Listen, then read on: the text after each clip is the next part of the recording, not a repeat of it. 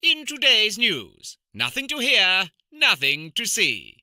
All is well with democracy, and the good guys are in charge. Our lead story of the evening involves an incident in South Boston, where...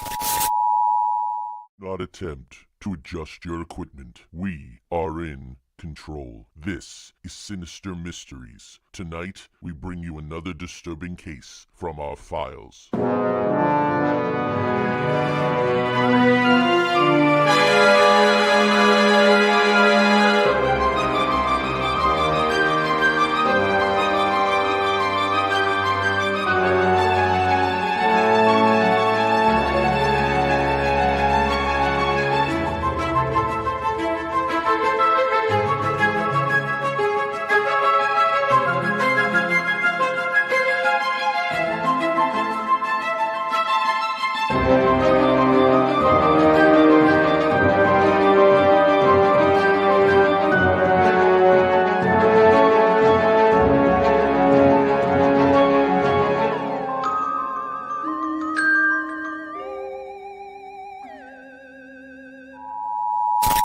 Enjoy the rest of the broadcast. All right, Puppet Cronkite. Thank you. No, What's actually, he's not Crumpet. He's not Crumpet. He's Crumpet. I guess his name's Crumpet. No, it's Mount Crumpet, and I don't know. Sometimes it's a pain in the ass being a creative. Oh, we could always come. Yeah, that's the thing. Help us come up with a name for the puppet. Yeah, help us come up with a name for the puppet. Yeah, what's his name? Yeah, what is that guy's name? What's it? Huh? I don't know what that means. Craig, do you know what that means? What King said? Is that a code name? Anyway, I'm not sure. Yep, radio. I'm not sure. Radio, Radio, Wednesday nights, 10 p.m. EST. You see either Into the Outer Realms Revisited or Craig and Joey's Sinister Mysteries Encore Edition. So there you go. So interesting. This is interesting. 64 episodes in to this kind of takes you. Well, this takes you into the future. And we've done transhumanism. We've done other things that are future looking. In process, in some ways, I think that if you take everything that's going on, all these scattered, but there was a flurry of more executive orders yesterday. I think there was another 3. The courts are doing something. If you lay sort of this dark enlightenment, which goes by many names, which we'll share with you, and I have a thought about that too, Craig. So many names for this thing. It starts to make sense. It starts to kind of gather and it starts to get shape, almost like pointillism. The painters, if you get a little distance on it, you look it through the lens of this, it makes a lot of sense. I think it's way far out. I think most of the 7 steps that they're working on have not been achieved. But probably at least, Craig, I would say probably at least 5 of the 7 steps are in process. Like demonstrably. You can go XYZ is happening. Hi, Lori. Hi, Maggie. Thanks for joining. I'm gonna do the how I kind of have it split, Craig, is the philosophy, the players, and then the process. But it goes by so many different names. This is interesting. So, Craig, you're using a research assistant. I've been using a research assistant. I use ChatGPT as a first start. It's kind of gotten to know me. I get some stuff and then I go from there and I build over days and hours from that. When I asked ChatGPT to tell me, we're originally going to call this Butterfly Revolution, and you can see that butterfly down. They told me there was no such thing. So I said to them, no, there is such a thing. And here's the guy. And it's like, yeah, there's no demonstrable evidence of this. So congratulations. You could be actually on the cutting edge of coming up with a name to tie together all these disparate things, that just shows you the BS level of these large language models. I'm going to stop calling them even artificial intelligence, but you had no such problem. No, so the audience. I started probably maybe a month and a half ago. I started using Grok 3, which is it's a beta thing on X, and this is a tool that Musk they developed, through their AI project, and this one doesn't seem to have the gatekeeping problem that some of the other AI products have. This one simply goes, and the way I like it is like it'll start with, here's what you're looking for, here's analysis. It goes through the whole thing. Would you like to know? It's kind of almost like the Starship Troopers. Do you want to know more? And then you can type in if you want to know more. Like I told Joey, I go, it's really great. It's almost that person. The reason why I started using this is I don't use this verbatim. What this does now is this gives you all the details. So like if you look at this, it tells you the web pages, posts that it finds stuff from, so you can go directly to these web pages. You can click the link on the top and it will take you directly to a web page. And so now you can get direct source material, like where this is coming from. So if you GPT question like that too. And I think it's interesting because Sam Altman, the guy behind OpenAI, ChatGPT, is sort of a minor player in this thing, where Musk is like sort of a major player in this thing. Yeah. So they want to get the word out, of course, through there. And of course, X will be a major tool in this whole architecture. So here are the names, folks. You're going to want to keep up with this. If anybody wants an outline, send them an outline. I got all the names, all the players, just, private message, best way to do it. But so the Dark Enlightenment. So the Dark Enlightenment was coined by a philosopher called Nick Land, although it was popularized by this guy, Curtis Yarvin. And there's Curtis's head at the top of the thing here. Curtis, under a pen name. Curtis is a little kooky. Yeah, he goes by Mencius Moldbug. Who does that remind you of? Musk is always changing. Musk is changing his name. So he writes this essay called Butterfly Revolution in a 2022 Gray Mirror Substack essay. So 2022, keep in mind, work backwards. It's about midway through the heavy Heritage Foundation and Steve Bannon planning for when we get in the White House, and that's the way they felt. Mm-hmm. When we get in the White House, this is what we're going to start doing, boots on the ground. It also has other names, an array of other names. So the Dark Enlightenment, of course, the Butterfly Revolution. We'll talk about why it's called that.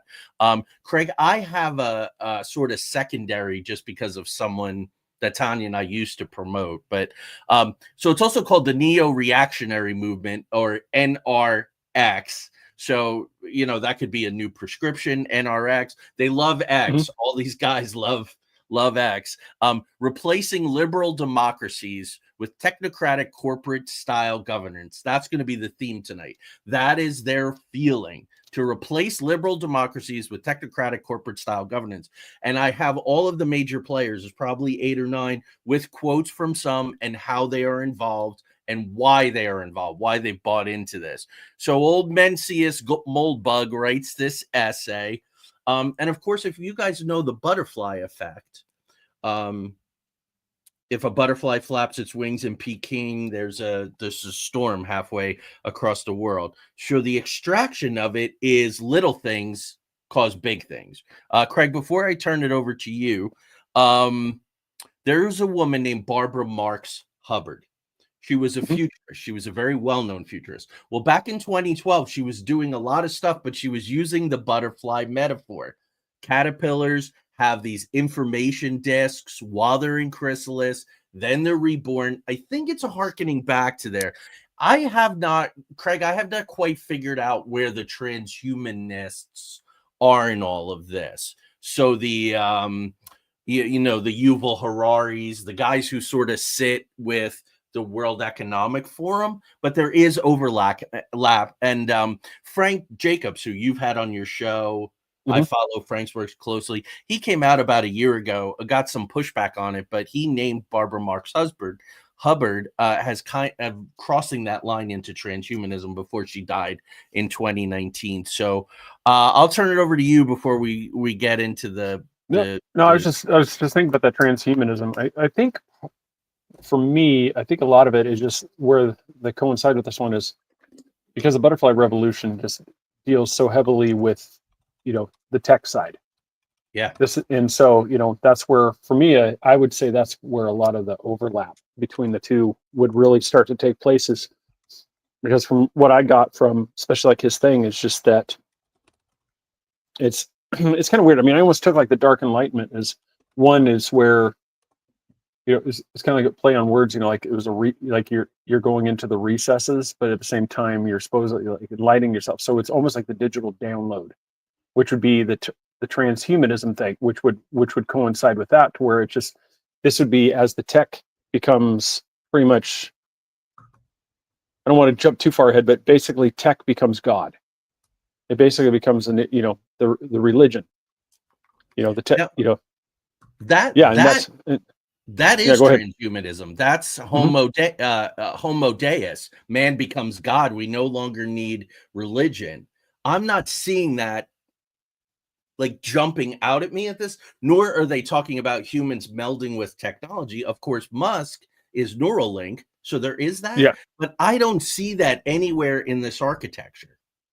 No, I think this is like a framework. It's like you can see like an ultimate goal, but it's like when you're looking at it, it's not one where man will download themselves and this will become that. It's just like with transhumanism, that's pretty much it. It's like man becomes one with machine, and this one is a techno monarchy, which is, you know, basically government becomes so dependent upon the tech sector.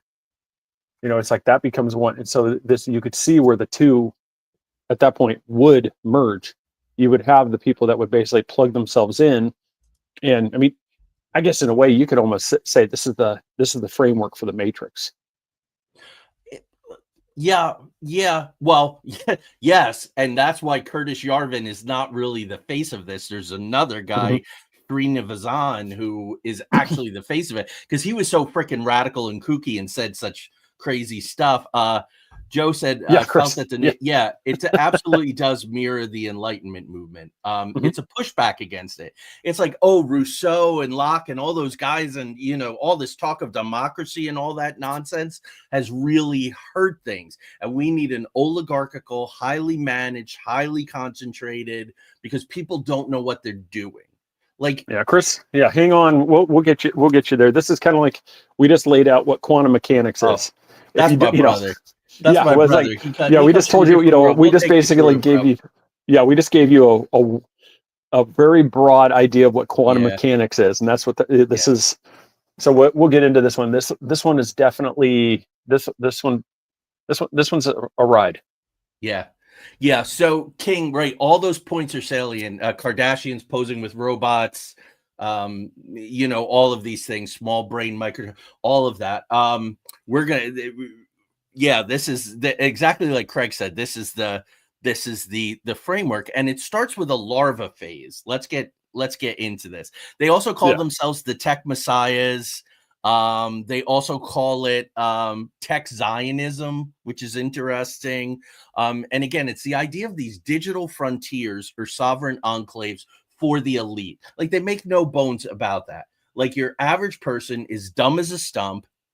When they pick leaders, they inevitably screw up, and AI is going to assist these tech elites, this group of, you can call them a council of 12 or 15. Well, the cathedral is everything they fight against.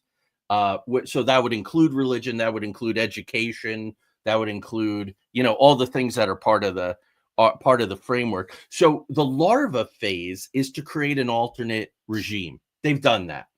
It's what I call the Sil Valley boys. You call them the global elite. They've already done that. They've set themselves up as messiahs. And the larva phase, though, you're harmless as a caterpillar. And Craig, I have to say, I was really thinking about it today. As vocal as these guys are, right? Last week, I texted a bunch of colleagues because I'm working in the industry more and more, right? The entertainment industry. And Jack Dorsey is calling for the end of all IP and all copyright. So they're saying really kind of outrageous things, but I don't see a pushback. So they kind of are sort of seen by a lot of people as harmless. Or folks like my brother, Jess, they're making a living, they're taking care of their family, their grandparents, and they don't have time to really look at this stuff, which is part of the reason why I feel compelled to do these shows. Well, wouldn't with Dorsey, wouldn't that fall under kind of like what Yarvin argues, where that's what he dubs the cathedral as the unelected elite. And so, and that's where with that one, like I was looking at, because that's the media, academia, institutions. And Right. so like with Dorsey opening up, kind of like how Musk has done that too, where he doesn't gatekeep. He's basically, here's this, make the better mousetrap. Here, take this thing. And Dorsey kind of did that one, because now the whole object, especially like how I understand, like basically his point is that basically the power of modern democracy does not lie through elections. It lies through allegiances to basically the gods of media, the elites that run your media. So if you make access to where you and me could come up with a social media site, come up with this AI project, come up with these things, all we're doing is we're feeding into the beast that is being built, which is this revolution, this dark enlightenment. We're just helping this process along willingly instead of fighting it. We're basically like, oh hell, man, we can make some money off the Sinister Mysteries AI, program. Hell, let's do this. And all we're doing is we're just adding to the process, because it only helps. It's one of those, through more information. It's kind of like the transhumanism. This is the same thing. If we all plug in, all of us become living, breathing mainframes. We become a gigantic server farm. We can access all this brain power, and that's kind of what this is. I feel like that's with Dorsey. That's what he's doing. He's basically like throwing the treats out there and just seeing who's gonna bite and come in too. Yeah, and it's really actually amazing who's going, yeah, maybe the time for copyright and IP and all this stuff are gone. So the architect of this thing, this Mencius Moldbug, is this guy Curtis Yarvin, Curtis Yarvin, a computer scientist, political theorist, founder of the neo-reactionary movement. Developed the Urbit computing platform, in which Peter Thiel was a heavy investor. And he's known as Thiel's in-house philosopher, Lord Yarvin the Prophet, because these guys, like, they're living in some kind of dystopian movie, right? That's how they see themselves. So Lord Yarvin the Prophet. If you watch interviews with Yarvin and his frontman Srinivasan, they rub their, they're literally stimulating their, like Yuval Harari looks like slightly like Skeletor. These guys are really, really interesting. Of course, Vance is very influenced by this. I'm going to get that out of the way up front, because of course he's a Thiel boy. He's a former Thiel venture capitalist. Thiel set a record getting J.D. Vance elected in Ohio, to move him then to the White House. Vivaswamy, who, Craig, you don't hear almost a peep from Vivaswamy now. He's trying to become governor of Ohio. I think that's why is because right now he did his legwork. He kind of got the ball rolling with this thing, and now he's kind of, this is the reward. Yeah. Now he can go here, establish himself there, do what he can at Ohio. If he does good, then he's just padding the resume to then do it again. And then you could say, when somebody says like, what, that was a criticism, what experience does he have? Now he can be like, what do you think? Oh yeah. What do you think of Ohio? And then you basically, you're springboarding yourself. And it's weird. I've learned a lot about Ohio politics, studying the post-Civil War. So a lot of really powerful generals came out, but like so many of the presidents, vice presidents, so on and so forth through the turn of the century came from Ohio. So and there is a guy, I forget his name, but he basically he's the kingmaker of Ohio. So yeah, so that's what's going on there. So Curtis Yarvin also, he came up with this idea of patchwork. Patchwork is tens of thousands to hundreds of thousands of mini countries governed by a joint stock corporation. To bleed this down, it's basically like corporate run, which again, Craig, is like so many dystopian sci-fi movies, right? In some ways, it's George Orwell's Big Brother. There's a terrific movie with and of course I'm forgetting the name, which sucks, but with Christian Bale. Very dystopian, this kind of thing, the Big Brother kind of thing.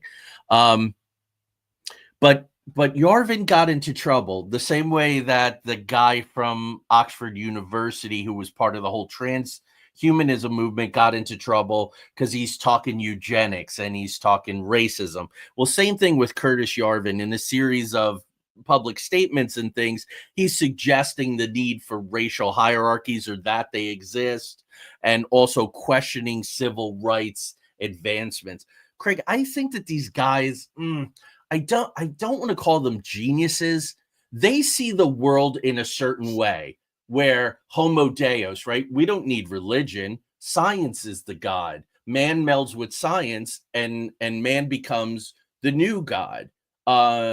Racial hierarchy, eugenics, well, that's just the way of it. Some races are superior to other races, and that got him in trouble, and they had to pull him back. He also said stuff like, "You really useless people, we can use them for food, and the poor we could just lock into VR prisons." That's the Matrix, my man.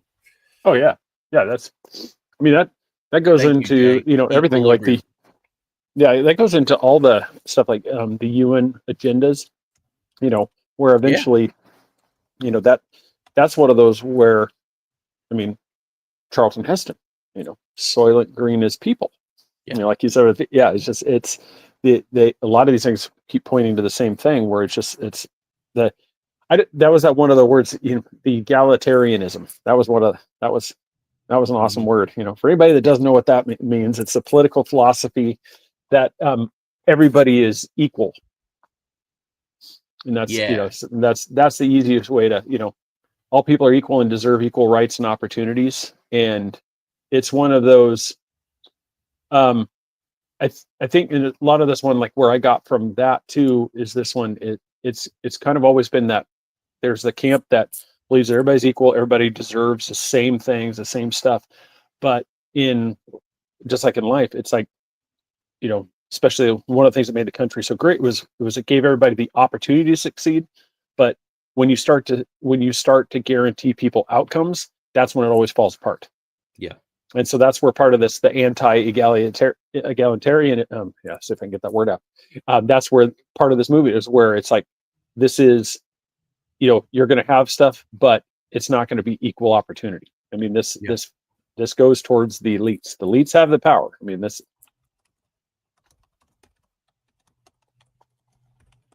I didn't lose you, right? Nope, I'm sorry. Okay, I just want to, before I, there it is. Okay, good. Oh yeah, George Orwell's Animal Farm. That's right. So that comes under their philosophy is all men are created equal, but some men are more equal than others. Yeah, that's that hierarchy. So no. This is why I say, folks, this will help you organize the dots on the map. DEI, diversity, equity, inclusion. They simply do not believe it. They simply do not believe it. That's just the story. They don't believe it. And they have billions of dollars, and they bought their way into everything. It's amazing, Craig, how many people are out there just to say, you got to adopt AI. You got to adopt AI. One of Trump's executive orders was AI in the schools. Got to train high school kids in AI. I'm thinking of writing an essay called, adopting AI is not a moral imperative. It's like, you're an idiot. There's something wrong with you if you don't fully embrace AI. Well, AI, super AI. Yeah, I helped my son with a project on that one. It's for schools. He had to do an essay, and that's one of the ones we did, is the use of AI in schools. Mm-hmm. And realistically, I know there's a lot of people that have the different things, but especially like this, I'll even do the prediction right now. We're probably less than 3 years away from, artificial general intelligence becoming a thing, to where it will be on par with us. And after that, we're probably not too much further before super intelligence hits, at which point that AI program will be better than all of us combined. That's where I disagree with you. A lot of computer scientists and some of the people in the audience know these guys are saying that's a total lie. we're maybe Yeah. 100 years out of that. Yeah, because they've and I'm kind of yeah. counting on that. So Yeah, I think so, and that's one of those, because if this happens, and that's where this kind of thing, and that's where with that paper where I was going with that is that's why I think it's one of those. We're kind of at that point. This is like the people that were fighting against automobiles.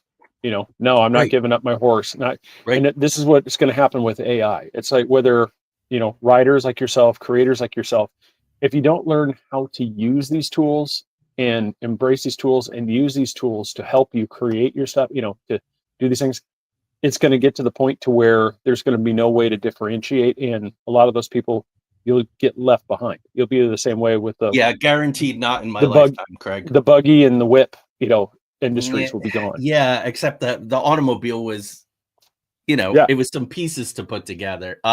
We'll see. I mean, that's what I say to my colleagues who say what you're saying right now.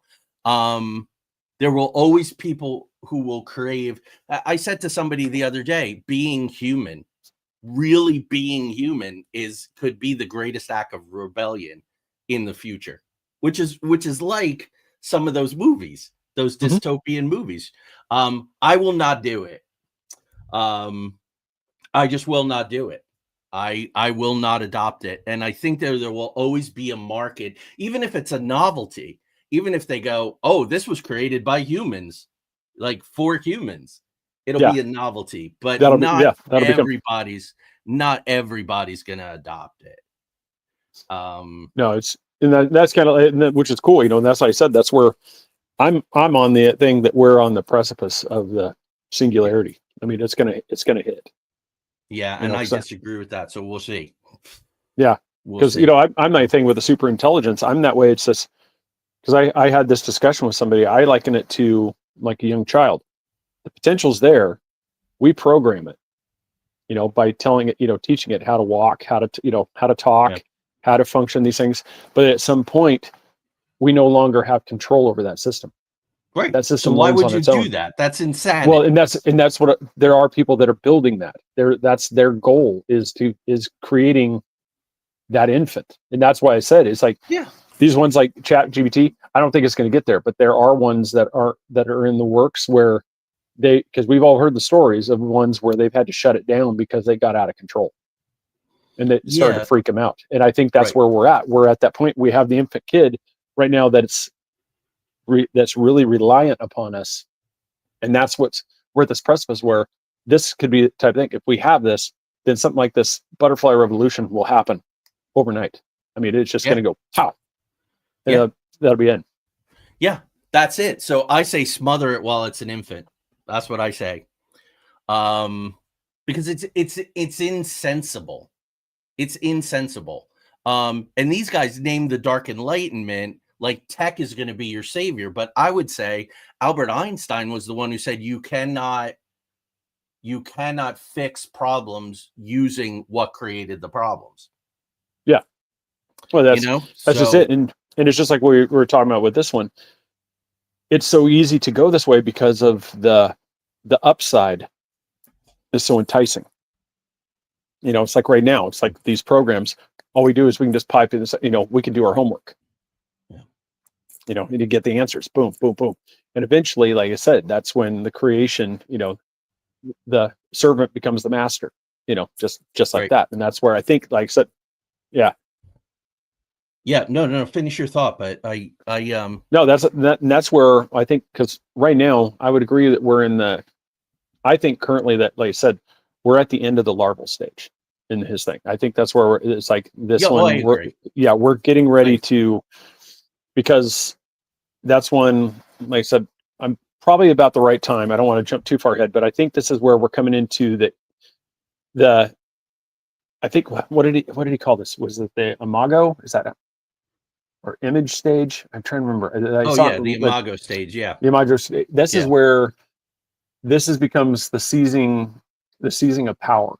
Yeah. And that's where I think that's where we're coming into, because we saw it I think we're really seeing a lot of it through tech, like you said, in this current administration, but we saw a lot of this happening in the previous administration too, where these things really started started taking hold and being used. Where the tech giants and stuff were highly being sought after, in wined and dined by all political parties, because they saw the potential. If we could just get Zuckerberg, Dorsey, if we could just get these guys on our side, they're over there wringing their hands, and that's what it is. They're doing that, the larval stage. Well, now we're in that part where now those players have been put into positions to where now they can do stuff. Absolutely. And that's what we're saying. Yeah. It's not the alternate regime, it's the regime. So the front man for this thing is Balaji Srinivasan, former Coinbase chief technical officer, author of The Network State: How to Start Your Own Country, a roadmap for replacing nation states with cloud-based sovereign communities. The nation state is losing power, he says. The network state is rising. That's Skynet, all that kind of stuff that people like to bring up. Society's governed not by shared society's governed by shared values, not democratic consensus. So the problem is who decides those shared values? It's these 12 or 15 guys now who are squarely in power. And what got them there? This technology. So of course they're going to adopt it. Of course they're going to love it. Another piece of their philosophy is neo-cameralism. Government should operate like corporations. So you put a guy like Trump in power. With the CEO-like figure at the helm, you put Trump in power. Prioritizing efficiency, Doge, in order over egalitarian principles. So there's your word, Craig. Egalitarian principles. It doesn't work. I have now, I think before we go into the architecture, I'd like to go through the guys who are at the core of this, if that's cool with you. Oh, yeah, absolutely. Because thinkers don't have a lot of money. Philosophers, the prophets, don't have a lot of money. But the guys who are behind it do. So that's how it always is too. Oh, It's always, the ones that have been behind any revolution have always been the charismatic. The point, like I said, yes, they may have some money, they may have some influence like this, but they've always been that charismatic one. It doesn't matter who it is, Marx, just Mao. I mean, just all these ones, they in themselves weren't super wealthy, but they were Castro. I mean, you could go through anything. They were these, these ones, and they were able to, bring this populace with them, overthrow the existing, establishment. And that's kind of where this is. It's like, because that's one of the things, and as you get into players, you'll see, because you have to have a charismatic person to bring this over the finish line. Oh, yeah. Or it doesn't work. Yeah. And I think J.D. Vance has sort of been picked for their guy. I think they hoped that Elon, 10, 12 years ago, people thought Elon Musk was like the shit. Like smoking weed, inventing electric cars, wants to go to the Mars. I don't think since Trump's election that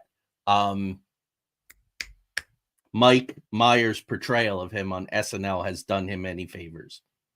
It's one of those, I think we're still, and this is kind of, it was a great point that you brought that up too, is because this is the problem with this butterfly revolution as well, is it's such a fragile thing that it almost has to be bred in the perfect scenario.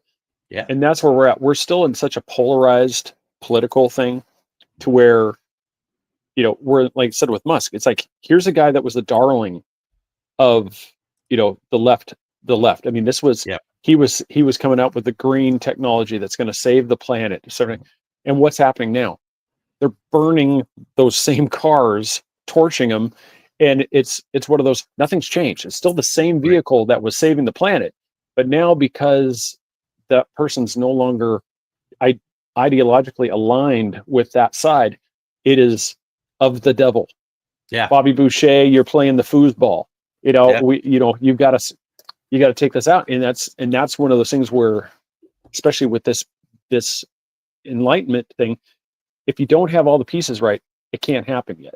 So I think that's where we haven't gotten past, we're still in that is in the imago stage. Like I said, we can't get past it because right now we're just too far. There's too much of a divide. Yeah. Well, I'm excited for us to get to the actual architecture. This way we can go point by point and go exactly where it is. So I'll get through these guys. Yeah, Charles, I don't think it's charisma, but it's a sort of a powerful intelligence. JD Vance, he has a certain thing about him. I mean, he, you know, I'm basing that on other people in the reaction, but this guy travels all around the world. One of the last people the Pope saw when he was alive, he was dying on Easter, and he saw JD Vance. I don't think we can dismiss that. Vance sitting in on those meetings, like with and doing so much of the talking during Zelensky's visit. He's not a sidekick puppet. Yeah, he's not a sidekick puppet in any way. No, and even amongst very powerful VPs like Dick Cheney, this is next level. This guy travels. This guy speaks for the United States. Yeah. Dick Cheney was in the shadows. Vance is in the forefront. Yeah. There's no shadows. He is, boom, right there. Yeah.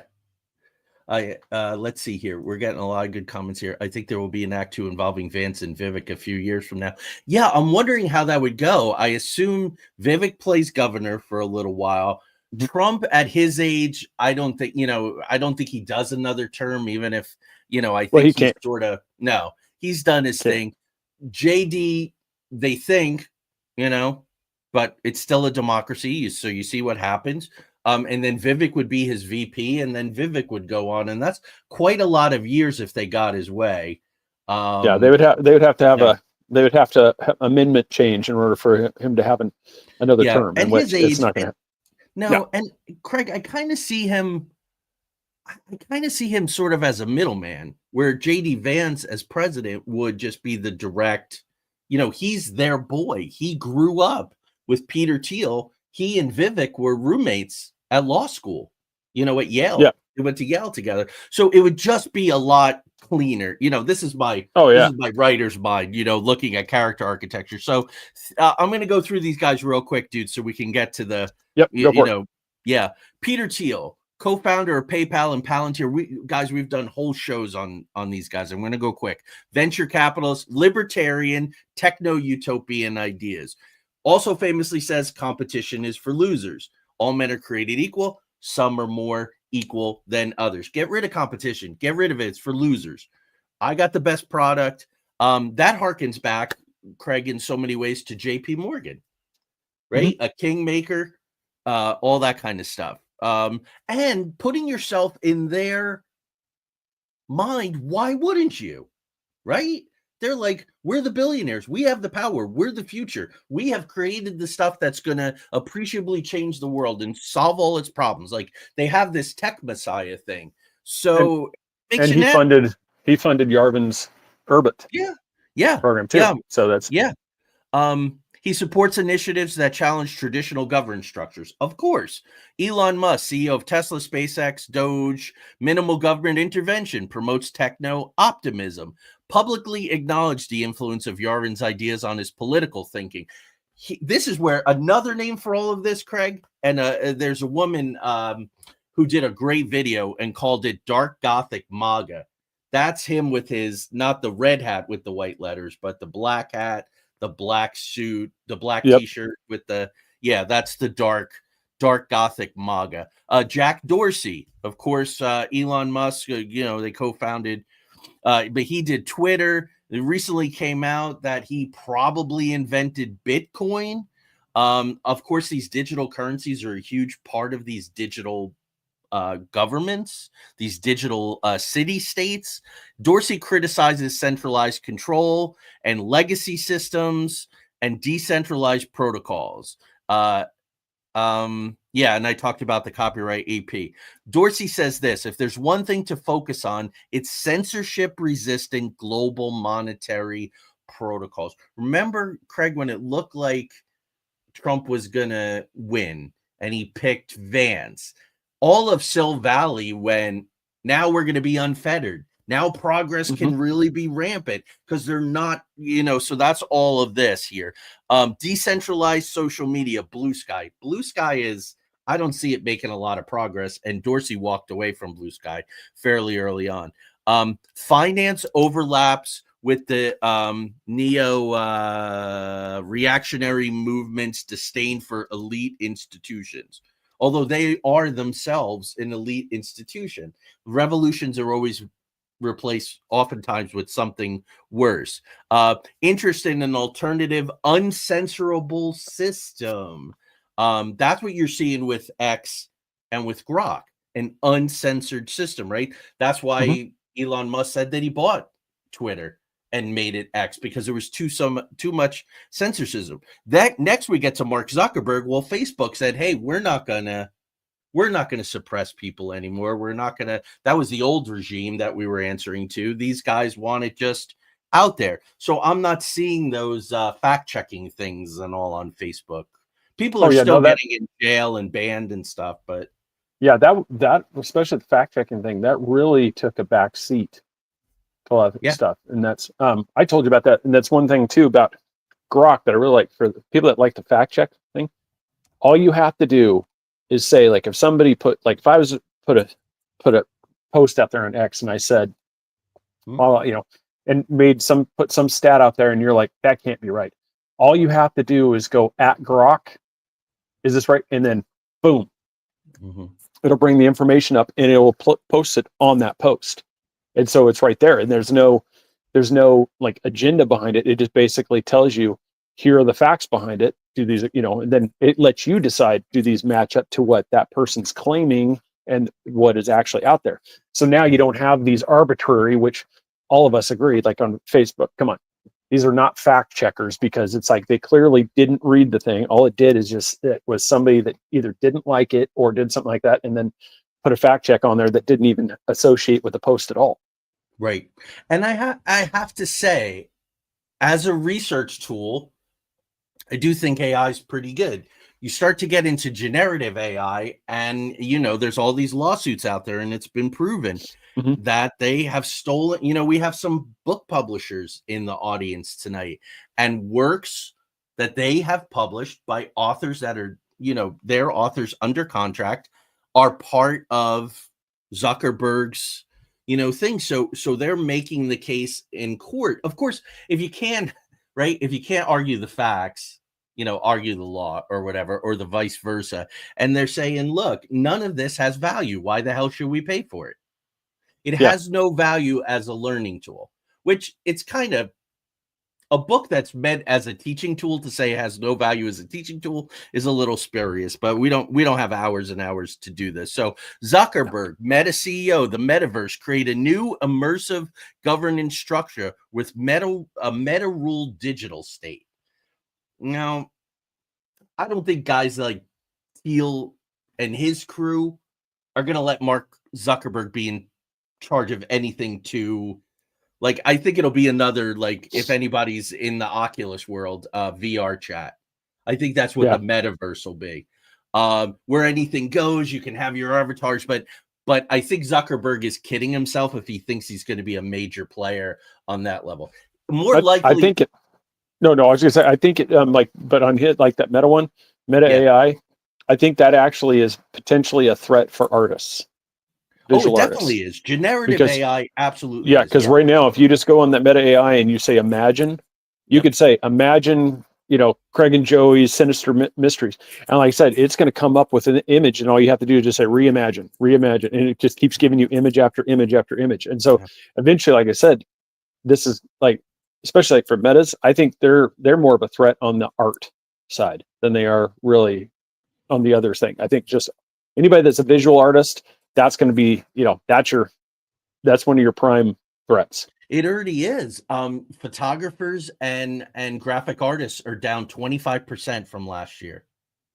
So it's taking away, which is why they're so rightly up in arms. It's very, after the strikes and all, Joe put up the thing that there was a BBC headline that the Academy will consider AI products. I think that's going to take a long time, because there are artists that don't want to be, put out of jobs. TV writers are already being put out of jobs. So, but anyway, moving on.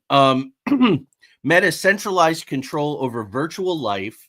Again, that's where you put the poor people in these, VR loops, and its power over billions reflect the neo-reactionary theme of private sovereign platforms. But I really think it's more diversion, education, not administrative.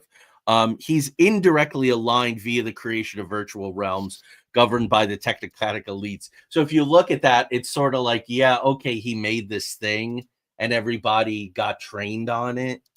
Really, we were, MySpace was the original thing that everybody was trained on, but really it was Facebook and the millennials, Gen Z, what I call them, Gen AA now. And there's huge pushback, Craig. They really want age restrictions on Facebook, and Zuckerberg is really pushing hard against it because you got to train the AA's.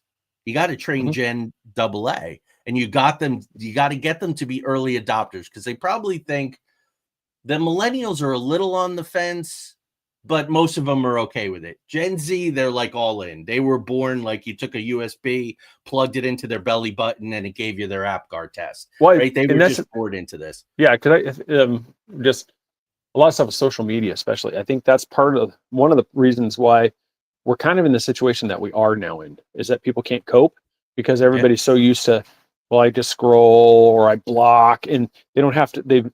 They've lost that ability to cope with things, how to deal with stuff. Because before, you would actually have to deal with an issue. You couldn't just storm off. You couldn't just block. I'm not dealing with this. You actually had to, because you had to actually engage with these people. You couldn't just shut yourself off from society. Well, now a lot of stuff, and I think that's part of the thing that's going on with a lot of these things is just people.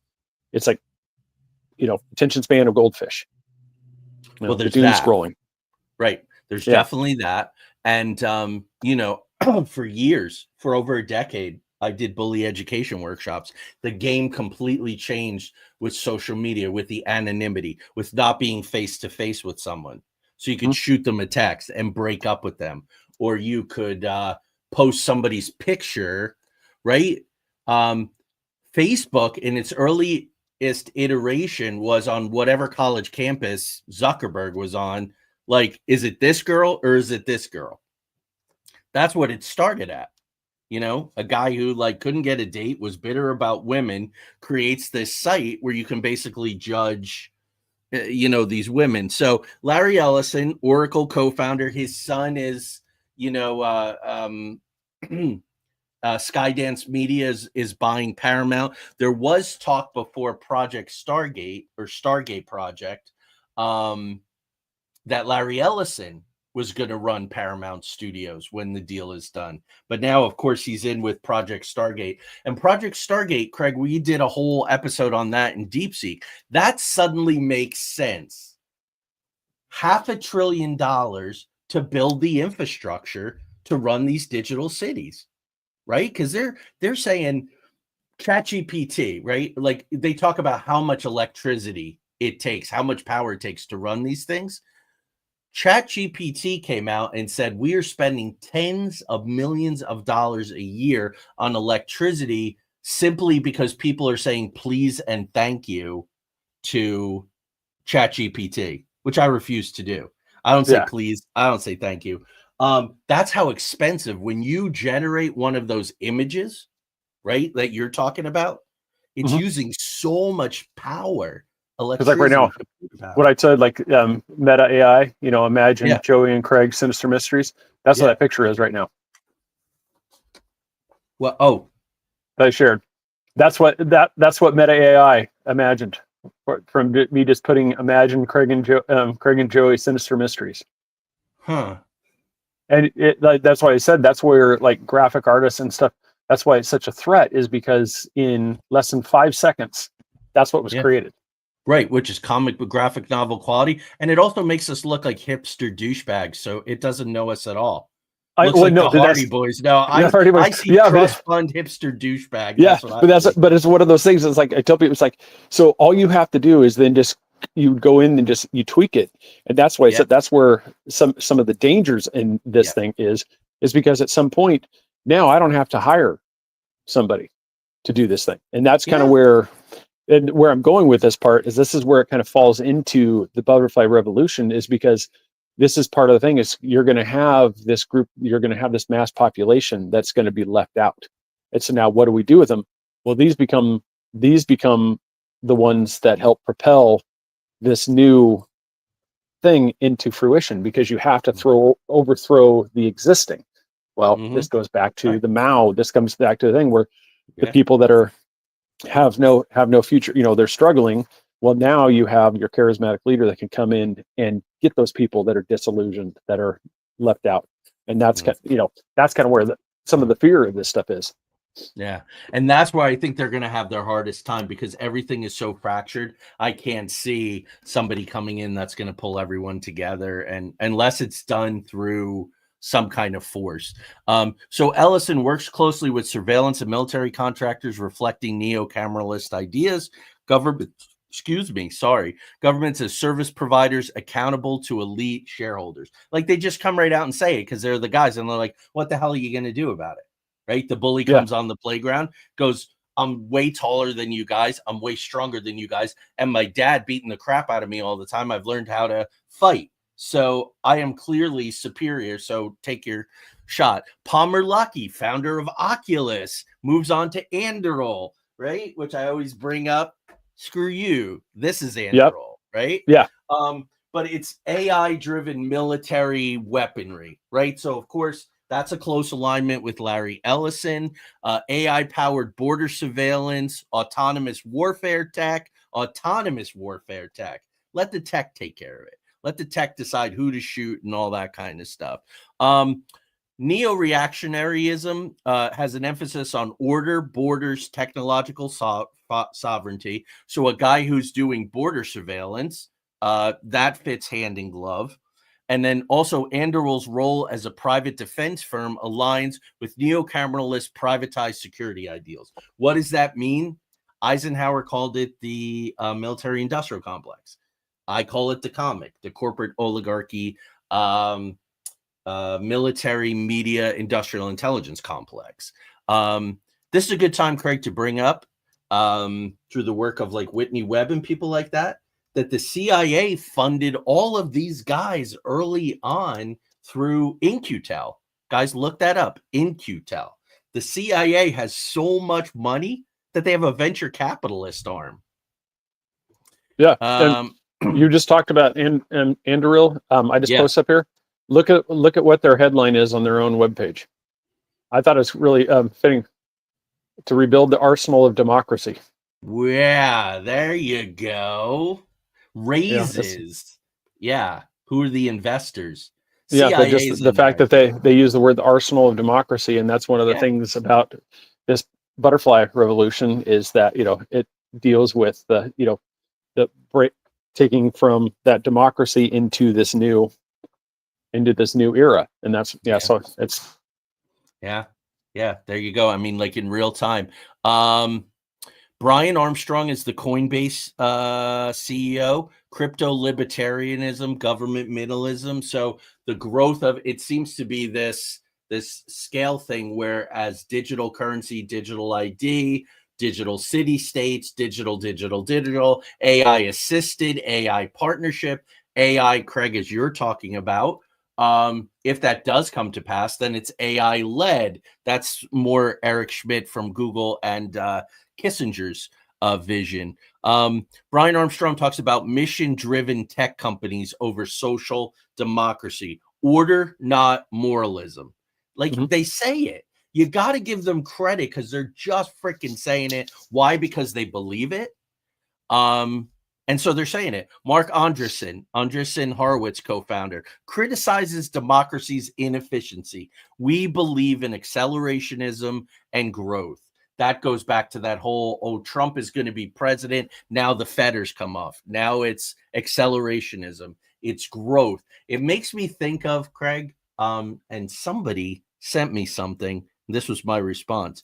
Oh, you know how everybody who talks about chemtrails is like a tinfoil hat Looney Tune? Well, now it's come out. Britain is about to adopt a thing where they're going to seed clouds. They're going to put chemicals in the air to try to diminish the power of the sun for climate change. And then there's this other company that you can pay them and they'll put X amount of chemical into the atmosphere, give you credit for saving the planet, and it's basically cloud seeding and chemtrailing. So that is really interesting. And what I said is it reminds me of Ian Malcolm from Jurassic Park. Before you know what you have, you move forward with it. And that's what these guys want. They don't want you and I, anybody in our audience or anybody else, to consider the pros and cons. It's like, oh, I can make the book cover. Oh, I can make what Joey and Craig look like in the graphic arts world. When Meta Imagine launched, it was probably about 6 or 8 months ago. There's a picture that I put on the internet all the time of me. It's my steampunk character. It's me in a top hat and goggles, and I'm kind of looking at the screen. So I basically described that to Meta, and they basically gave me a cartoonized version of my picture. Yeah. Yeah, it was really stunning. So let's see. We're almost to the good part, dude. So Mark Andreessen invested in Urbit, which was Yarvin's sovereign computing project. And Andreessen's Techno-Optimist Manifesto reflects core dark enlightenment principles. So he's even writing about it. Elite rule, tradition as obsolete. That's why it's the dark enlightenment. All this tradition of democracy and Rousseau and all these guys, this experiment failed. And it's time to move on, people. And we're the ones to take you through. Progress as sacred. Joe Rogan talks about that quite a lot. He's like, humans are completely driven, iPhone, 28, like always improve. So progress then becomes the god. So again, if you're not an adopter, you're sort of an enemy of the digital state. I think that gets into social credit scores where I'm not going to be able to eat. I really, to me, this was almost like a reimagining of communism. You've used communist examples. I've noticed that throughout the show. Yeah, because it's just the way it is because it views democratic systems as dysfunctional, and what it's like where they process it out as the equal the egalitarianism the equal outcomes which never works. And this basically wants to create a system that on paper it's because the one that currently isn't accountable to you and it wants to do this, but the system is less accountable than the one they're replacing. Yeah, which is what communism does. It's like we're gonna fix this for the little guy, and it inevitably always ends up with the elite aristocrat that have the control, and everybody else suffers. Yeah, even though it was like in the system prior, with the problems, it still isn't as bad as the new one. And that's what I said. It's, as I was coming down, I felt like this was like almost like a modern Marx take for me. Yeah, and I think and that's interesting because it's so interesting. They would probably disagree with you, which would probably even make you more right, if that makes sense. They probably disagree with you, but they push back on anything with critical in the title. Critical race theory, critical this studies, critical terrorism studies. It's appended in front of everything. And there's a school of thought that says, no, this is basically camouflage communism is their response. So these guys' response is if it has critical in the title, this is communism. So again, I think the fact that they would disagree with you would make you more right. I just want to be clear on that. I'm agreeing with you. I think that so I got one more guy and then we get into what this starts to look like. David Sacks, founding chief operations officer of PayPal. So you got the whole PayPal cabal in this thing. He's a strong Yarvin supporter, critic of democracy. Like these guys come right out and say democracy sucks. Competition is for losers. Of course, mainstream media, the administrative state, amplifier of post-democracy narratives in techno-political discourse. So David Sacks is one of the guys who's putting the information out there. And Thiel has his guys, Brent Weinstein and his brother Eric, Jesse Marcel, all these guys that I've been telling you guys about for a really, really long time. You need these amplifiers. You have the disruptors and the provocateurs. You have the financiers, and then you have the amplifiers. So what's his name? Srinivasan, he's an amplifier. Yarvin kind of was amping his own stuff. So some of this is in process. You go through it fast. Praxis, who Thiel is invested in, all these guys have invested in. Praxis, building a new city, the next America. This was a startup founded in 2019, so it's been around for about 6 years, by Dryden Brown and Charlie Callanan, Callanan, for those of you doing your own research at home. They built this. So the idea is practice is the next America. You build a city-state online first. Now, I know a guy. He's building one of these. Brent Hunter, World Community Network. It's out there. It's public. He's been on the show twice. I'm going to have him as a guest probably in several months to talk about his version, the World Community Network. Is this? So there are other people, independent people, not the Sill Valley boys, who are trying to do this. So it exists. And his phases are just kind of like this. Build a city-state online first. Now, he doesn't have the capital, nor is it part of his vision to do this. Then migrate to acquired land. So the billionaires buying up all this land. So you have all these people who are your digital community. And then you say, oh no, we're going to do it 3D, real time, crypto city, which will embody all the principles of everything we've been talking about for the last hour. Peter Thiel is invested. Balaji Srinivasan is invested. Sam Altman, this is where his name comes up. And it's funded, this Praxis idea that they're working on, by Pronomos Capital, led by Patri Friedman. Charles Joe, I think you're going to love this. Patri Friedman, who leads Pronomos Capital, is the grandson of economist Milton Friedman. That's like the nephew of Freud inventing public relations and marketing, Edward Bernays. That's just that's interesting, these lineages. So that's the startup mechanism for what they call these charter cities, these digital societies, and all the guys that I talked about. Now, what is Pronomos? Pronomos is the intelligent satyr herald of Dionysus, the god of wine, the god of song, the god of theater. I think that's an interesting code there. And his worshipers would get so drunk and high and impassioned and nuts that they would tear each other apart. So yeah, Charles, you're right. Digital serfdom. Yeah, it's Joe Redmiles and I talk about this quite a bit. It's the old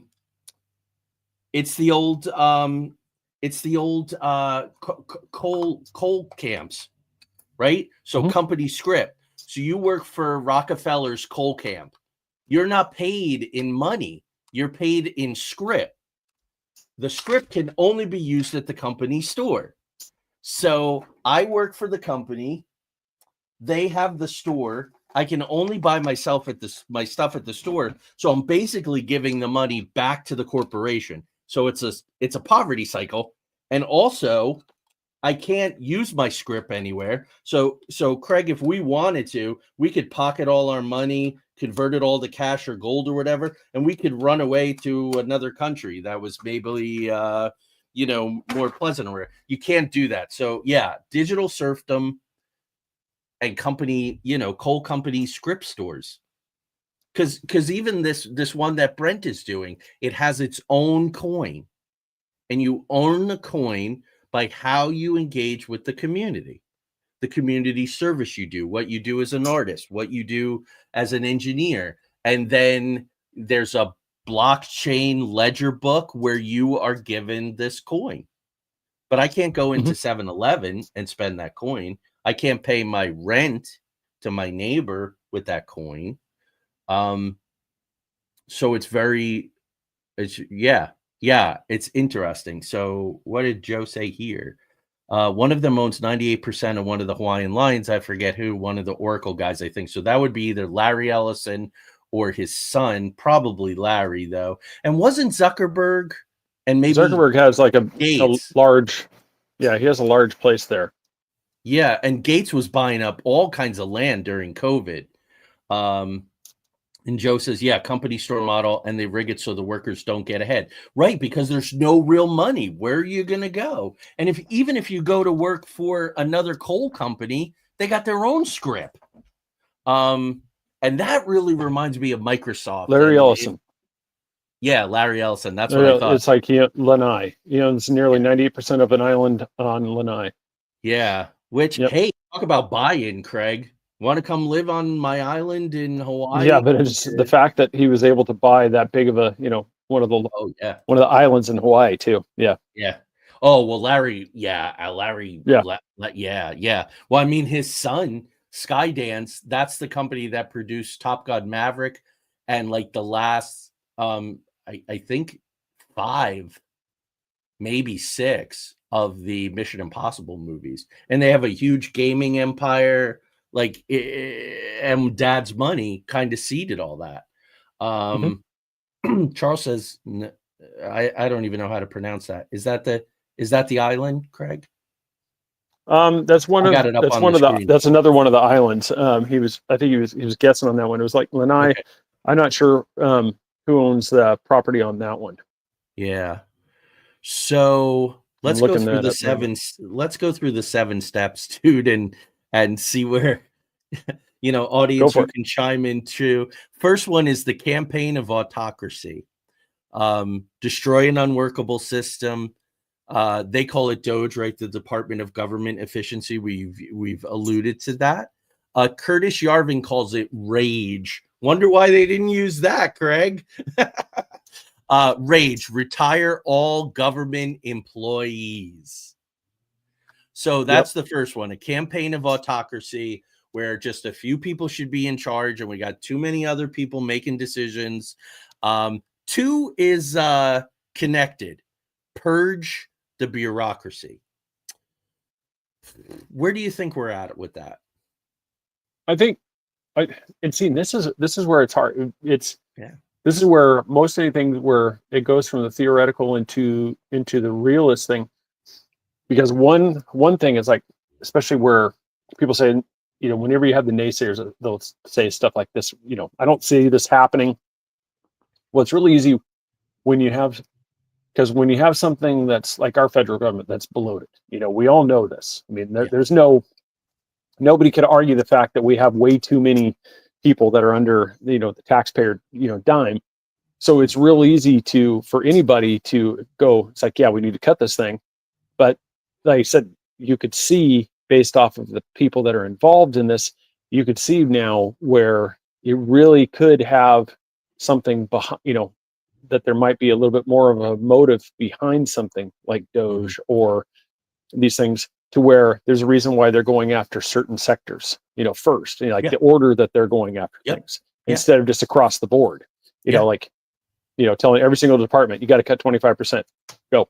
Like I said, it's like they're going systematically, but that's, so that's where it's like, I don't see anything nefarious, like where everybody claims like they're trying to steal this information, because once again, we're talking with people that are the uber wealthy. They don't need my social security number.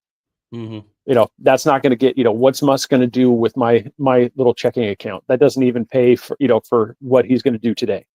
Right. So why would he need, there's nothing right there. It's just one of those, when they go through, like with this thing, it's the reason why you have to focus on these things is because this is one of the things too. When you eliminate some of these people, now they don't have anything. So now it's easy to steer them towards, well, here, let's move towards this goal, and you're like, well, yeah, I got to do something, so I think you can set up that's where the purging of these things, because now these people have, well, I want what I had back. Well, hey, I can bring you along with this, with this new revolution. And I think that's kind of where I see with some of these. And they are targeting, like I just saw a headline just before we went live, that they're moving some civil rights lawyers to other places in the Department of Justice. They did get rid of, people who who had prosecuted January 6th. They got rid of certain people in the military. They even removed the guy who was the head of the Senate Intelligence Committee, very, very powerful, from Ohio. They just got rid of him. And I think that was kind of to strike a deal with, I've mentioned this before, with Tim Burchett, because they were trying to get him out. They were trying to get him out. So those are the things to watch. Those are the things that I'm watching. Like, who are they getting rid of and where? Number 3 is ignore the courts. Possibly declaring a state of emergency. We do have that with the southern border, right? And that led to people going out of their minds last Sunday. They're going to declare martial law. No, the Insurrection Act of 1807 is different than martial law. But so they did declare a state of emergency in one place. Override the SC. I don't know. Roberts and Gorsuch came in with the blue team just yesterday on some immigration stuff. So I don't think that they have the courts under control yet. I really don't. What's your feeling on that? No, I don't. Yeah, they don't have, because it's like the rule of law still has some effect. But I think part of, like I said, with a revolution, you've got to establish problems to create an uproar to get rid of it. And I think we're seeing that in a way too, with where it doesn't matter who's in office, but when you have for anybody who knows separations of powers, the court is not the legislative body in any way. Right. They can't. Their place is not to ever dictate what should happen. Their goal is to, like, okay, this happened. Does this coincide with with law? Is this lawful? It's not up to them to determine whether or not they feel it's lawful. No, they have to. Somebody like you or me has to bring this to the court and say, this is where we see a problem, and they go, okay, here it is. Judges just go, like you're seeing right now, where they're just like, no, we can't do this. Well, that's not your purview. That's the legislature. That's how that's supposed to go. And I think we could see with where it's going. You could see such a violent roller coaster with judges basically, coming up with their own rulings just out of the blue. I think that could cause. I think I could see where this one. It would be easy enough for somebody, whether it's current administration, the next administration, whoever, to go in. It's like that thing for that seizure. It was like, this is out of control, pop, and then they take control. And that's I think that out of all of the things, I think the court system is the one that's probably for me is the closest one to this idea coming to fruition. Is that something that there's going to be something in the court system that will cause this will be the one that I think that to me is the most vulnerable. Interesting. Number 6 is the most vulnerable to me. Number 6 is the most vulnerable to me. That's where I'm seeing it like really being pushed, and this will help connect some of the dots. But no, I definitely think that that's there. And on the federal judge level, like, federal judges don't have the authority to do this. They've stepped over their bounds here. Mm-hmm. So they really they're working on that federal court system. And we'll see what the backlash is against Gorsuch and Roberts. Like, Roberts was the guy who broke the tie on the Congress regulating commerce that allowed Obamacare to happen. So Roberts and then he went to an island in the Caribbean and like hid out for 6 weeks after he did it. So Roberts is sort of that loose gun, and he's the chief, which is interesting. Co-opt Congress. I do not believe that they've co-opted Congress. No. And I think that Craig, I think individuals, yes. But as a body, no. No. Yeah.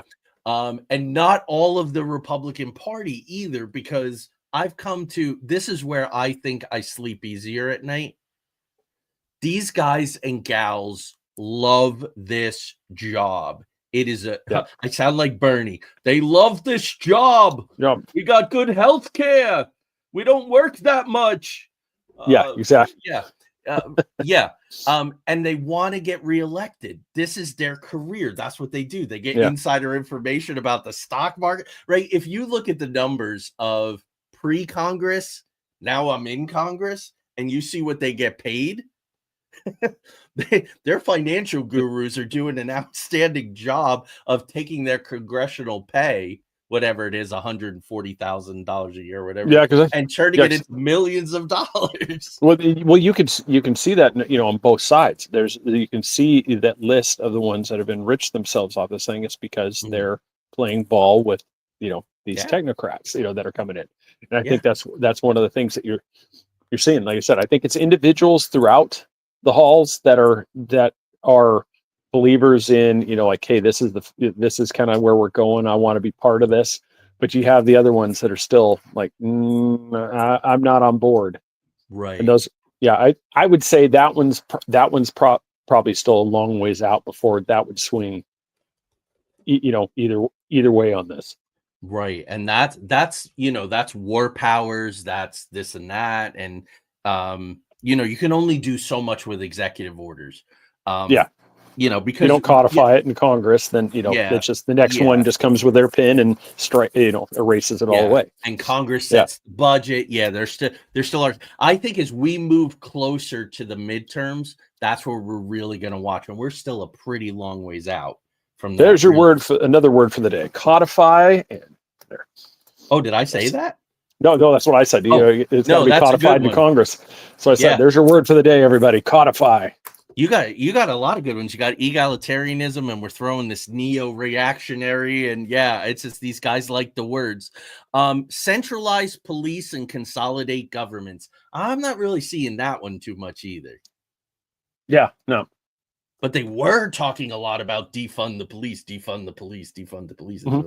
Well, you have to eliminate the enforcement, because that's a way. It's like you can't have the thing, an enforcement arm is the one that'll crush it, if it's not on board. And so if you get, that's what they were hoping for, but it's still, that's why I said, we're not far enough along. It's on, they want it to be, but it's like, there's just too much. Right. That's holding it back. It's really good news. So if they're working on, don't let a good crisis go to waste. Who was it? Lawrence Rockefeller, I think all the way back in the days of Bush 1, we're just one major crisis away from the New World Order. So it's good news, bad news. Like, these guys aren't going to give up. They're not going to give up. So 6 is the one that I think is really the most vulnerable now. And keep in mind that I'm an academic editor, and the papers are just coming across my desk every day. I'm spending 5, 6 hours, 7 hours with this material. Shut down legacy media and academic institutions. So this idea that colleges are mostly liberal, they're indoctrinating kids. Harvard is in a big fight with Trump. Columbia rolled over for Trump, Columbia University. The DEI programs, your state, Ron DeSantis was really at the forefront of that. Even at a fairly small college that I believe was private, he sort of stepped in. And so one of Trump's executive orders yesterday was accreditation tied to woke programs. So this is where I'm really seeing, Craig. And of course, when you say, oh, that's fake news, or they're bought and sold, or, oh, they're the king of fake news, that's been going on now for like 8 years or so. But if you take that backwards, my friend, remember when we did the episode on Bohemian Grove? Mm-hmm. Once Reagan was no longer president, that January, he was the guest speaker at Bohemian Grove. And he said, guys, we got a huge problem, and it's the media. So this has been in process. This has been in process for a really, really long time. And then number 7, this is also in process. Turn out your people or your tribe. So MAGA is a movement, and it's a very proud movement. And so turn out your tribe, your people, the othering, not them. When you say, oh, no, they're trying to hurt us, right? Like, so after 9/11, Bush goes like, either you're with us or you're against us. So that becomes a real decision moment, right? And I think that's how they're going to try to pull people into AI, Craig. Like I said, that's been a long time in the works too. It's where it's that you've got to divide. It's the divide and conquer thing. It's like you have to establish. I mean, you're really seeing it. You're really seeing the fruition of their work. I think really right now too. It's just there's so many people that they have their team jersey on and they refuse to see or talk or engage with anybody that doesn't wear the same jersey, the same opinion as them. If you don't, block. I'm not talking to you. You're dead to me. And that's the exact thing that they wanted.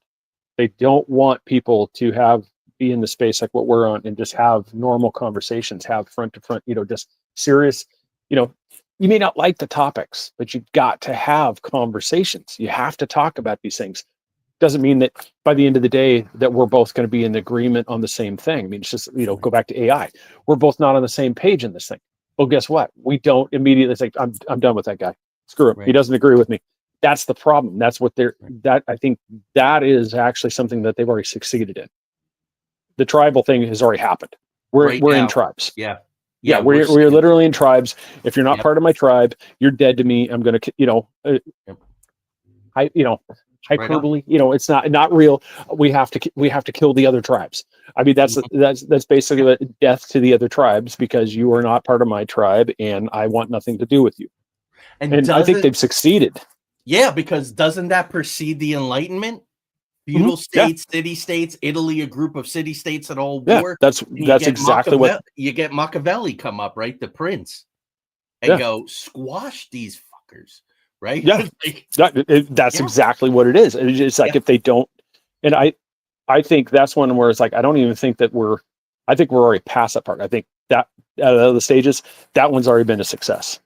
They have divided they have divided and conquered, but there are still the few of us who are like, wait, stop, don't go, stay, talk, engage. It's just, and unfortunately, we're demonized. We're cast out and stuff because there's just people that unfortunately can't get past that jersey. I don't. It's one of those things. It's hard. I mean, like I said, I mean, if somebody has another opinion, dude, bring it on. Let's talk. I'm not going to walk away upset. Yeah.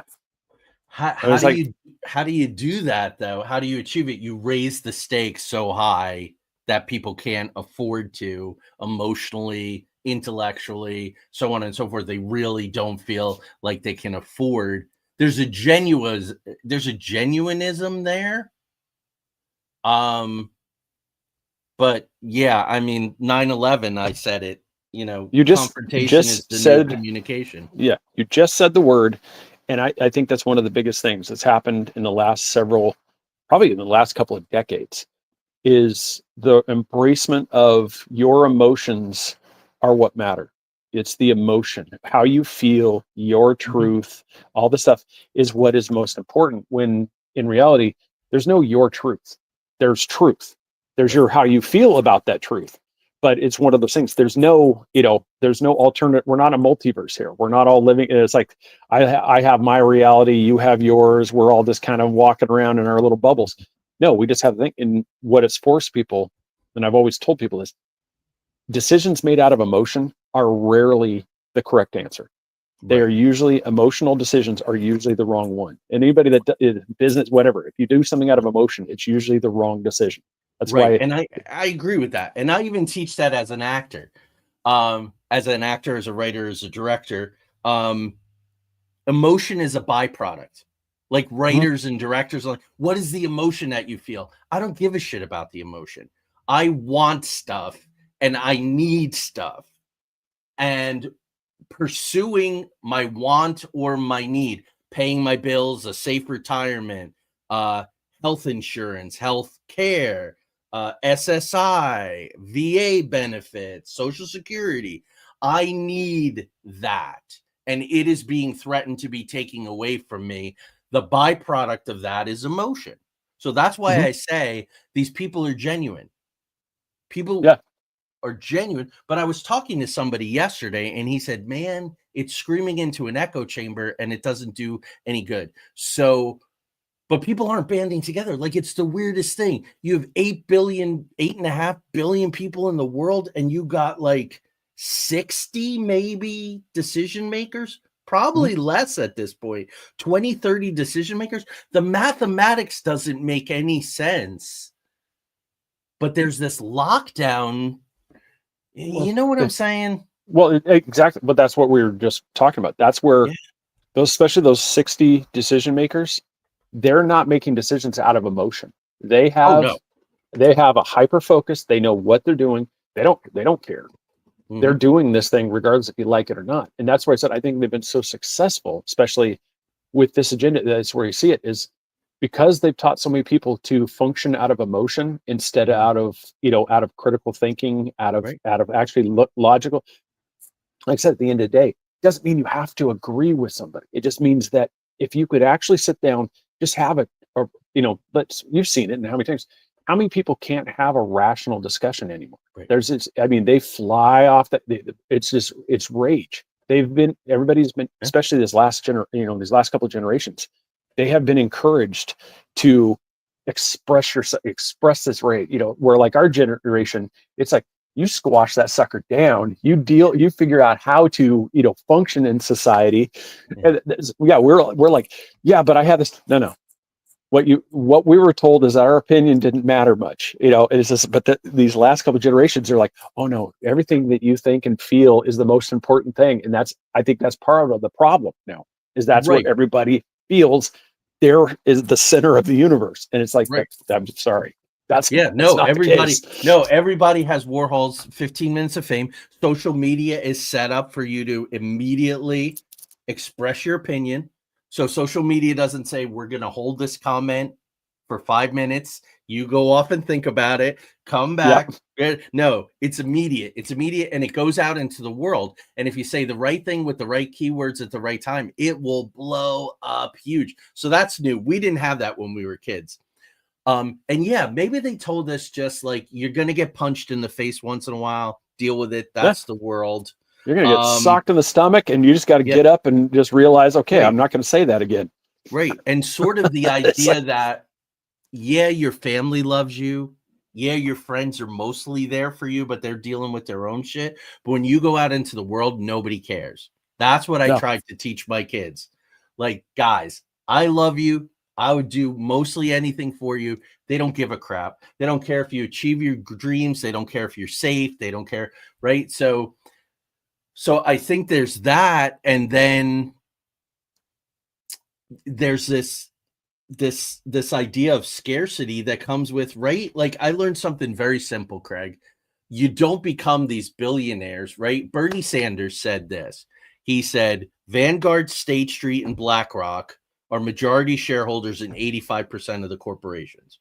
And the three richest guys, Musk, Zuckerberg, and Bezos, have the same amount of wealth as the lower 175 million people in this country. Now, where were those three guys sitting on Inauguration Day? Right behind the president. Yeah. So that kind of blatant consolidation, right? What is another name for money? Currency. Currency flows. That's how a healthy democracy, a democracy, capitalism works. When you start pulling large amounts out of the system, it no longer works. And then that creates the scarcity. So I don't know. We're getting super philosophical here, but we can get in the ring with these guys philosophically. I think we can. Mm-hmm. Oh yeah, no, I said that's what for all those that have stuck with it. I said I appreciate, and that's one of those things that I like about this thing is we have this, we had the mystery. Now we're talking thing, and this is what's important, is to have this dialogue. Yeah. At the end of the thing, whether you agree with us or not, you think you think Craig's crazy. It's like, I go, one, awesome. You were here. We were having a conversation. You're commenting, which is fantastic. That's what we need to have. We need to have conversations. We got to quit just walking away. I'm never talking to people again. We just need to come in and have, because one of the things, is this the most fun topic? Because it's scary to think about it? No, but if you don't talk about it, it's like it just sits there as this lurking demon just hanging over everything, and it's not going away. Why not embrace what's actually out there, talk about it, and just get, then you're on your way. That's what I said. That's what I like. Yeah. I said to everybody, like Charles has had some awesome comments in there. Joe's Red Mile, he's had some awesome comments. My brother showed up. That was very cool. Chris, I just said I'm enjoying this, and that's what's great. And you and I have different takes on how far along AI is, and it Mhm. didn't blow up the show. No. And at the end of the show, we're going to say, brother, have an awesome night. We can't, look forward to the next time. Yeah. That's Yeah. what's I got to get out of this hot house. That's what we flower. do. That's what I we just do. got one more. Yeah, I just got one more data point, and then I want to tell people what we're doing the next couple weeks. Yeah. September 2024, there was the Reboot Conference. That's what it's called, the Reboot Conference. So nice tech, computers, reboot, start again, right? The Great Reset, another word, the Reboot Conference. And the secret speaker, kind of like Reagan at Bohemian in all those years ago, the secret speaker was Kevin Roberts, who's the head of the Heritage Foundation. Mhm. And it was called Tech and the American Republic. So it's out there, guys. You can find it. Now, Craig and I next week, and then he's going to go visit family on the far coast. So we're taking a week off, and then we'll come back. But we're going to look at the Treaty of Versailles, which was the agreements and the world order arrangement, League of Nations, all that kind of stuff that came out of World War I, the crippling of Germany, the taking away of their patents, the crippling of their army, which gave rise to World War II. We have to talk about, I think, the financial players that constellated around this, the Morgans and the Rockefellers. And then, so the 15th, when Craig gets back, we are going to do the Marshall Plan. And that was Charles, I believe, suggested that. Yeah, I think so. Yeah. Yeah. And that's one of those things. Like, if you guys have anything, put it to it. Because, like I said, we definitely would love to talk about it. Yeah, and the summer we want to have some fun. So if you like the fact and fiction Amityville or the bring those on, or the Voynich, like, give us some. We would love fact fiction, like something that's out there and it's being presented mostly as fact, or in the lore it's fact, or paranormal. Of course, I love. I've been doing that a long time. Craig is very articulate about the paranormal. I thought we pretty much crushed Amityville. That was a great episode. I liked it. Yeah, and it was very well received. Yeah, I've heard some great feedback about it. So yeah, so definitely send us some ideas, because we haven't scheduled anything yet beyond the 15th, because we want to hear from you, and we're also brainstorming. We've taken us very, very current with the politics. So this summer we want to have some fun and pick apart some phonies and do some stuff. So we've kept you guys a long time. The numbers are still real high. Appreciate you guys staying with us. I am in a sauna, where it's like 82 degrees. I don't have the air conditioner up yet. It's an old house, so the air doesn't come up from the central air in the first floor. So I got to get out of this room. Oh yeah, with the computers, I'm sure that's a sweat box. Yeah. But my computer's really behaving, which was good. I was a little worried that the fan was going to keep kicking on. Brother, it's always a pleasure. I am going to load us. Thank you, everybody. Yep. And my brother, thanks for joining. We do this every other week, sometimes more. Tune in, join us. And please, you can go, don't go to Facebook anymore, because they're deleting all of the old videos. But you can go to YouTube. Go to the Joey Medea YouTube page. Say your thing, brother. Don't be sinister, but stay mysterious. And here we go. Oh, and get us a name. Yeah. Help us name the puppet. Yeah, come up with it. Do you have a sinister mystery in mind? Let us know by sending us a DM or comment in the chat. Don't forget to like, subscribe, and hit that notification bell. Till next time, stay mysterious.